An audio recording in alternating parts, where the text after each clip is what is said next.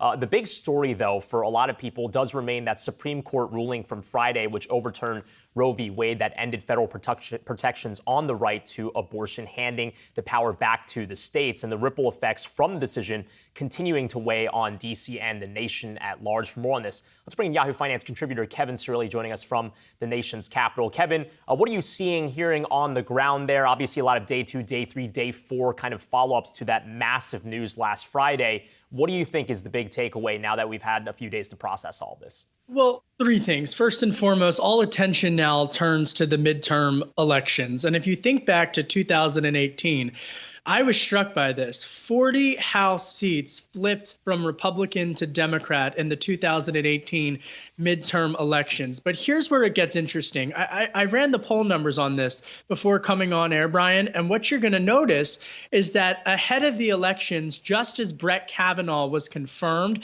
in 2018, Republicans were actually leading in those House races in 27 of those 40 districts. And again, that Kavanaugh confirmation mobilized Democrats to get to the polls in the midterm elections, and 40 seats flipped in 2018 from Republican to Democrat. So clearly Democrats are hoping that their coalition that they were able to put together in states like Colorado, Pennsylvania, and other states in the 2020 presidential election, including mobilizing some of those pro-choice voters, that this decision will mobilize them to get to the polls in the midterm elections.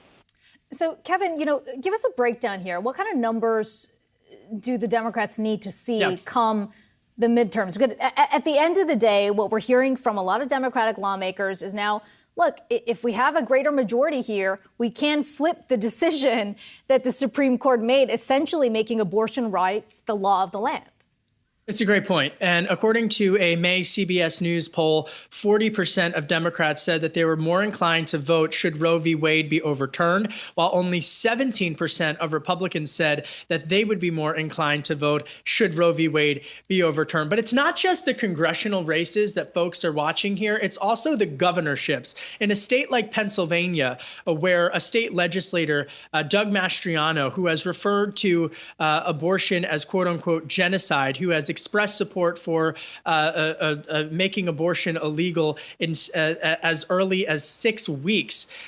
This is going to draw a sharp contrast with someone like the Democratic gubernatorial nominee, Josh Shapiro, the state's attorney general, who has expressed support for abortion. So in a battleground state like Pennsylvania at the governor level, where now so many Americans are realizing their state legislators and their governors are really going to play a crucial role in this.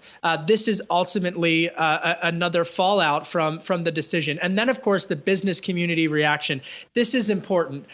South Dakota Governor Kristi Noem was on CBS News over the weekend speaking to Margaret Brennan, and she was pressed about whether or not she would go against the business community. So many businesses in the last couple of days have come out and said that they would allow to provide funding should a female want to seek an abortion in a state where it is illegal to provide transportation in order to go and seek an abortion. Jamie Dimon, CEO of JP Morgan, was one of the first, if not the first CEOs to come out. And Governor Noem said that she was not looking to go to battle against the business community. That said, traditionally, where these issues have popped up in the past, I'm thinking, of course, of marriage equality in the state of Indiana back when former Vice President Mike Pence was governor. The business community has really played a role in forcing these issues in a way, quite frankly, that sometimes Washington can't do. I guess the other question is that Washington can do something. We've heard a lot of Democrats on Capitol Hill say, look, we're going to do what we can to fight this. I mean, they could, in theory, pass legislation in a Democratic-led Congress and White House to reinstate some sort of federal protection here. But we spoke with Representative John Garamendi from California last week, and he said, look, this is going to be a difficult thing to get through the Senate. So when they say we're going to do everything that we can to kind of address this, I mean, how much power does the narrowly Democratic Congress have before the midterms? Not much. I mean, they need a larger majority. And I think what's fascinating here to that point, and that was a great interview with Congressman Garamendi, and what you saw in California was a coalition of states states coming together in that region, Washington, Oregon, and others, to say that they were going to form some type of an alliance as it relates to this women's health issue. And so more broadly, as it relates to where the congressional debate heads here, is, look, this is something that Republicans and conservatives have pushed for decades, for nearly 50 years. But now that it has taken effect, do they have a plan?